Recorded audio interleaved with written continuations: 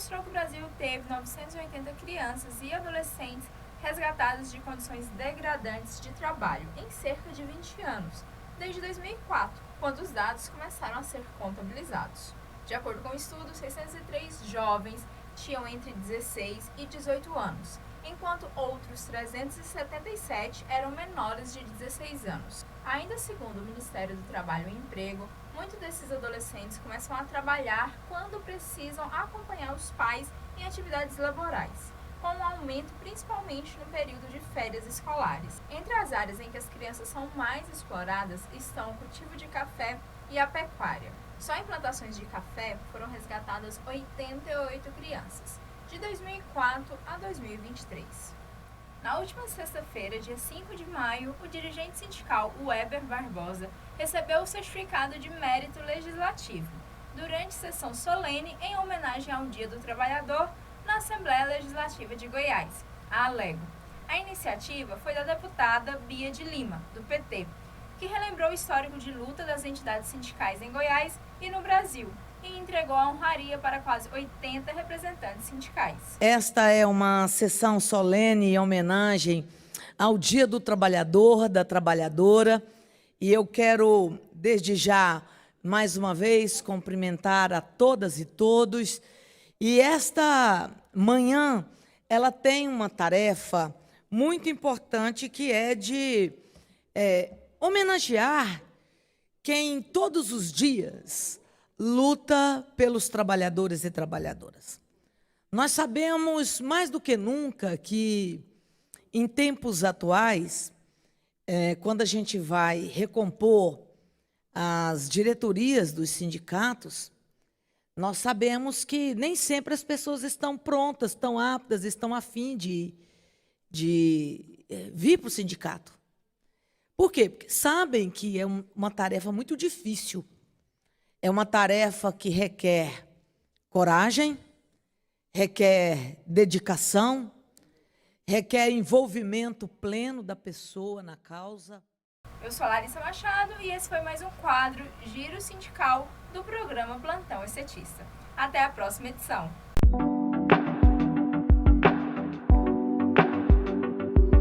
Doutora, mas e aquele trabalhador que já foi realinhado para dizer, eu não quero contratar esse perito, estou satisfeito com as referências que eu já recebi. Ele pode não contratar? Ele tem esse direito? Claro que ele pode.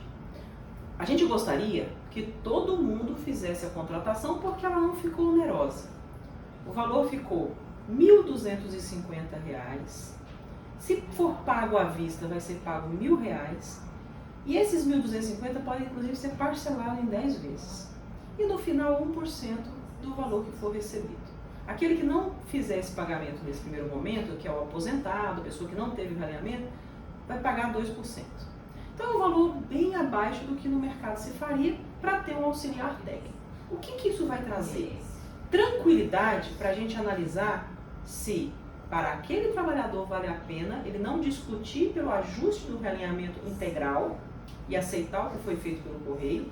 E lá na frente, mesmo ele tendo aceitado, quando sair o cálculo, também fazer a análise do cálculo e dizer, olha, está tanto a menor do que você teria direito. Mesmo assim você quer ou você quer discutir essa diferença? Aquele trabalhador que fizer o cálculo terá condições de debater todas essas duas questões, o ajuste do realinhamento e o ajuste do cálculo. Aquele que não fizer vai concordar com o realinhamento e vai concordar com o cálculo, mas fará isso às cegas, sem ter o parâmetro feito pelo auxiliar técnico. Em suma, então, Dirlene, esse trabalhador que quiser aceitar o realinhamento feito pelo correio e lá na frente também aceitar o cálculo, ele vai assinar um termo de ciência de que aquilo lá não passou por uma análise técnica e que ele concorda mesmo sabendo que poderá ter prejuízo no seu salário, no realinhamento e no cálculo das vencidas. Esse foi mais um bate-papo jurídico para tentar esclarecer, tirar dúvidas de vocês, trabalhadores. Esse processo é um processo de volume muito grande, tem vários questionamentos, muitas dúvidas, mas a gente vai estar fazendo outros bate-papos para esclarecer mais sobre esse processo e outros processos. O telefone dos dirigentes sindicais vão estar aqui embaixo para que vocês possam entrar em contato, tirar a dúvida, esclarecer, ligue no sindicato, entre em contato com a gente de qualquer forma, por e-mail, por telefone, por WhatsApp. E é isso. Esse é mais um bate-papo nosso. Fique ligado que teremos outros bate-papos de outros processos. Sintec TGO, na luta sempre.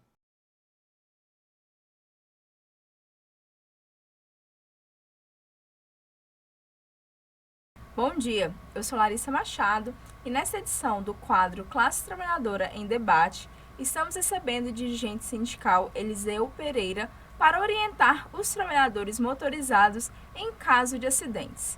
Afinal, neste mês de maio, é trabalhada a campanha Maio Amarelo, que é um movimento em todo o país para conscientização sobre a segurança no trânsito, com o objetivo de alertar e sensibilizar a população sobre os altos índices de acidentes de trânsito e suas consequências. Seja bem-vindo, Eliseu. Bom dia, Larissa. Bom dia aí a todos os companheiros de luta que estão aí nos assistindo nesse momento e que vão nos assistir posteriormente, né? Então, Larissa, a gente tem visto aí a empresa desenvolvendo algumas atividades em virtude desse mês. Não apenas a empresa, mas a prefeitura também, a polícia rodoviária também, o governo do estado também, e o Correio tem aí uma parceria com alguns desses órgãos, né, para desenvolver orientações para o trabalhador sobre essas questões do trânsito. Eu faço parte da comissão paritária, que trata dos acidentes de trânsito, e é por isso que a gente queria dar essas orientações aqui, porque o que acontece, que a gente tem visto acontecer, não é tanto assim, mas tem trabalhador que ainda faz. Ele se envolve num acidente e ao sair do momento ali do episódio, durante o diálogo dele com o motorista terceiro envolvido, ele já negocia ali e já faz pagamento para esse terceiro, né? E isso não é aconselhável de forma alguma. Por quê? Porque o terceiro que se envolve num acidente com o Correio, você paga, passando valores para ele, isso não tem garantia nenhuma que ele não vai abrir um processo contra a empresa. E quando ele abre esse processo contra a empresa, obviamente a empresa vai cobrar de você. Então você vai acabar pagando em duplicidade. Então a orientação que a gente quer ressaltar aqui nesse momento é: envolveu-se no acidente, óbvio, pare, faça todas as tratativas legais que tem que serem feitas, mas em momento algum pague valor algum para o terceiro naquele momento ali. E sim dentro do processo. Por quê? Porque esse terceiro, geralmente, ele vai, inclusive tem algumas pessoas que até usam de má fé, né? Ele vai processar o Correio. Uhum. Porque as pessoas criaram um mito de que se é uma empresa pública, eu tenho que tentar tirar a vantagem dela. Exatamente. Né? E isso é ruim. Então, às vezes, o companheiro está ali naquela... A gente sabe que eu já me envolvi num acidente uma vez, apesar de a responsabilidade, a culpa não era minha, mas eu sei a situação chata que é. E o que acontece é que o trabalhador, às vezes, nesse descontrole psicológico do momento ali, o terceiro, não, vamos negociar aqui, deixa por isso mesmo. Só que lá na fria, depois ele pensa, é interessante eu tirar uma grana aí do Correio. Aí ele vai e abre o processo contra a empresa. A empresa vai, dentro do processo, cobrar. Se esse terceiro gastou com o conserto do veículo dele e tudo mais, é óbvio que aí o processo vai fazer todo ali um apanhado da situação, mas pode culpar o trabalhador. E aí, essa situação, por que é interessante ele deixar para resolver isso dentro do processo? Porque o processo vai parar nas mãos da comissão paritária. Uhum. Às vezes a empresa culpa ele, coloca lá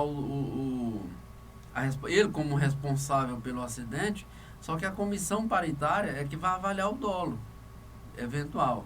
Se o dolo foi dele ou não, se teve ali a intenção ou não, essas situações todas. E nós temos por premissa que nós somos... Eu sou carteiro. O Weber também faz parte da comissão paritária e também é carteiro. Então, nós temos por princípio que a gente sabe de experiência própria a rotina do carteiro, tanto que é complicada. Então a gente sabe que às vezes o colega sai para a rua com 300, 400 objetos para entregar. Semana passada você esteve conversando aqui com a Soniane, eu vi ela falando que já saiu para a rua até com 700 objetos. Então, o prazo é muito exíguo. Então a gente sabe disso tudo, mas isso não pode ser uma razão da gente burlar a lei a ponto de acabar se envolvendo num acidente. E quando eu falo aqui burlar a lei, eu falo de excesso de velocidade, eu falo de furar semáforo, eu falo de subir em calçada, eu falo de uma série de coisas, porque a gente, ao longo desses, já são aí cerca de 5 anos que eu faço parte da Comissão Paritária de Acidente de Trânsito, que está no acordo previsto no acordo coletivo, e a gente tem visto acidentes dos mais diversos que, para a empresa, o dolo é do trabalhador. Só que aí a gente vai argumentar sobre a rotina que esse trabalhador está vivenciando. Porque no discurso, quando a gente reúne às vezes com a empresa, quer às vezes nos passar a ideia que os veículos são sempre em perfeito estado de uso. E a gente que está lá na base, muitas vezes sabe que isso não é bem assim. Né? Eu já ouvi episódio que eu saí para a rua e o veículo abriu a porta na rua e não fechava mais, a porta lateral. E aí como eu estava próximo do CDD, retornei ao CDD em primeira marcha, cheguei no CDD, o que o gestor fez? Pôs ali um arame com alicate e inviabilizou a abertura da porta. Né? Mas isso não é o correto. Então, a gente sabe da rotina da gente. É óbvio que depois o veículo foi encaminhado lá para o conserto. Mas na rotina da gente, a gente tem convivido com muita falta de manutenção desses veículos, muitas situações complicadas, e o trabalhador tem que estar sempre atento. Portanto, se envolveu num acidente, mantenha a calma, dialogue ali com o terceiro e tudo mais, mas de forma alguma não passe valores para o terceiro. Ou mesmo que não tenha terceiro envolvido. Aguarde o processo. Aguarde o processo. Eu vi um colega aí lá no meu CDD, ele acabou encostando a lanterna do veículo acho que num cesto de lixo, uma coisa assim, eu sei que quebrou a lanterna. Ele pagou, foi lá, não, vai virar o chefe com aquela pressão, vai virar um processo, ele foi lá, pagou R$400 pela lanterna. Pô, não é bem assim. Espera virar o processo, vamos responder, colocar o que aconteceu nos fatos. Quando chegar na comissão paritária, a gente faz a defesa do trabalhador para que ele não seja ali, o dolo eventual não venha responsabilizar ele não venha pagar.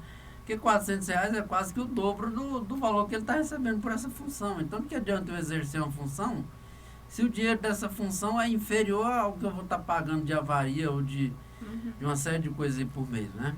Fora que é importante você deixar claro, então, Eliseu, que pelo que eu estou entendendo, é que de toda forma, se tiver vítima, se tiver envolvimento de terceiro, se não tiver, nesse caso aí, a pessoa às vezes bateu o carro numa lata de lixo, uma calçada, aguarde o processo, porque muitas vezes o processo ele vai ter de qualquer forma, isso. Vai. Então, ele vai deixar essa orientação para o trabalhador. Não é bem ele vai ter de qualquer forma, mas na maioria dos casos vai, como nesse caso do colega que eu citei da minha unidade, que pagou os 400.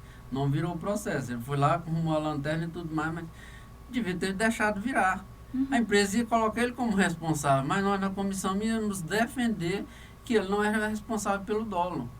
Por quê? Porque é o seguinte, você está numa unidade onde você está saindo para a rua abarrotado de correspondências ou encomendas que sabe-se que não há tempo hábil para você entregar elas, mas você tem que levar elas para a rua. 500 encomendas. Então você está numa pressão psicológica terrível. Às vezes o freio do veículo inviabilizou a parada no momento certo para não colidir com esse ser de lixo. Então, tem uma série de fatores que o trabalhador precisa observar e não ir pagando valores, né? Porque complica. Às vezes, o terceiro, ele realmente quer resolver ele na hora, ele não, paga isso aqui, vamos ficar por isso mesmo. Mas, às vezes, uma outra pessoa vai falar para ele, nossa, mas você teve uma batida com os Correios é uma empresa pública, tem muito dinheiro, entra com processo. E daí a pessoa vai entrar, né? Às vezes, um outro vai falar para ela entrar, e ela vai entrar e, igual você falou, esse trabalhador, esse carteiro, vai acabar pagando 2 vezes, né? Vai ser responsabilizado. Nós tivemos um episódio aí numa periferia aqui em Goiânia, ali lá para os lados do Vera Cruz mesmo, que o cachorro da senhora, ele, quase todos os dias, quando o carteiro passava, ele avançava no carteiro. Certo. Ninguém nunca falou nada, a senhora nunca tomou providência nenhuma. No dia que o carteiro passou por cima desse cachorro com a moto, queriam chamar a televisão, queriam chamar a imprensa, porque vou processar o correio, porque não sei o quê. Quer dizer, e onde fica a responsabilidade dessa senhora que nunca tomou providência? Porque o proprietário de um cachorro, ele é responsável pelas ações que esse cachorro pratica na rua. Esse cachorro morde uma criança, se esse cachorro agride uma pessoa, se faz esse carteiro cair da moto, a pessoa tem que entender que ela é responsável. Não é assim, é uma empresa pública, eu vou processar, eu vou tirar uma grana dela, né? E o trabalhador precisa estar precavido também, que é o seguinte, nós estamos na rua, nós temos uma série no trânsito, nós temos uma série de responsabilidades. E a maioria das vezes a empresa ela não está preocupada efetivamente com as nossas responsabilidades. Nós tivemos o caso de um colega que se envolveu num acidente, que acabou tendo uma vítima fatal. Esse colega gastou quase 7 mil reais com o advogado da defesa dele. Ele não estava errado. A imprensa goiana pegou as imagens das câmeras da região, tentou colocar como se o colega fosse responsável, a perícia comprovou que ele não era o responsável, mesmo assim ele teve que gastar 7 mil reais. E a empresa tem um corpo jurídico, acho que são 9 advogados, e a empresa em nenhum momento disponibilizou um advogado desse para ir lá fazer a defesa dele. E ele estava a serviço dela, ele estava a trabalho, ele não estava brincando na rua, entende? Então o trabalhador precisa estar muito atento com essa questão. Afinal das contas, quem defende ele somos nós, sindicato. Fora nós, é o advogado, porque ele vai gastar por conta própria. Entende? Então, essas coisas são lamentáveis, é óbvio. Envolver num acidente com vítima fatal, você está ali trabalhando e tudo mais, é complicadíssimo. Mas nós entendemos que nessas situações a empresa deveria prestar o socorro ao nosso colega do ponto de vista jurídico também. Porque senão para que serve o corpo jurídico? Só para processar trabalhador? Só para ela usar esse braço jurídico dela contra os seus trabalhadores? Aí não, né? E aí, para finalizar, Eliseu, eu gostaria que você falasse hoje quais são os cargos, então, que utilizam o carro. A gente tem carro não, que são motorizados, né? O carteiro, na moto, na bicicleta, no carro. Nós temos os carteiros motorizados veículo e que dirigem esses veículos, tanto faz os menores quanto menor que eu falo é o Renault Kangoo, por exemplo, e os caminhões, né? São veículos já maiores. E temos os motoqueiros. Uma outra alerta que a gente tem que fazer para o trabalhador é assim, o que está acontecendo, Larissa? A empresa, com a determinação judicial de que ela pague os dois adicionais, tanto a ADC, que é o adicional de distribuição e coleta, por estar distribuindo encomenda, quanto a periculosidade dos motoqueiros, o que a empresa está fazendo? Muitas vezes tem lá uma determinada quantidade de encomenda. Ao invés de pôr esse carteiro que tem fez um recrutamento interno para a função de motorista, de motoqueiro, a empresa pega esse carteiro que é pôr ele para entregar num veículo. A não ser que ele tenha ali uma autorização por escrito, a orientação é que ele não vá. Por quê? Porque no final das contas ele não tem RI para veículo. Não é exatamente a mesma coisa. Tanto que você tem categorias diferentes. Não é o caso na maioria das vezes, mas tem gente, nós temos colegas aí, é um ou outro, mas tem, que não tem CNH categoria B, só tem categoria A, ou seja, só tem autorização para dirigir moto, né?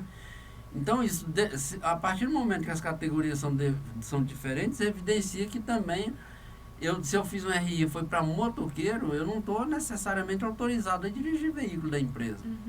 Agora, a partir do momento que o chefe foi lá e assinou um documento, eu estou alicerçado naquele documento, porque o chefe é responsável por tudo que acontece ali dentro daquela unidade. Se ele me deu uma autorização por escrito para que eu possa me deslocar usando o veículo, aí sim.